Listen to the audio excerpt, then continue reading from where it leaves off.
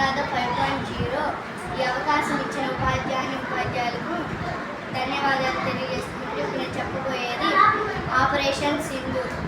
Colonel Sofiya Qureshi భారత సైన్యంలో ఒక మార్గదర్శి.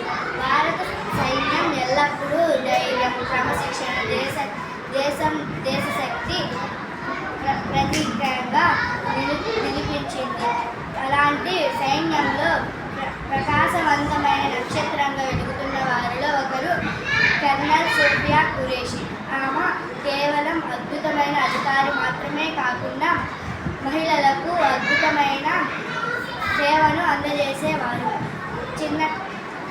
ఆమె గుజరాత్లోని వాడోదరకు చెందినవారు. 1999లో ఆమె షార్ట్ సర్వీస్ కమిషన్ ద్వారా భారత సైన్యంలో చేరారు. మొదటి నుంచే ఆమెలో కృషి, కష్టపడే నాయకత్వం, నాయకాల లక్ష్యాలు స్పష్టంగా కనిపించాయి. ఆమె సిగ్నల్ కర్ప్స్కు చెందినవారు. ఇది ఆధునిక యుద్ధంలో కన్వీసెస్ యుద్ధకు కమ్యూనికేషన్ చేయడానికి అత్యంత కీలకం.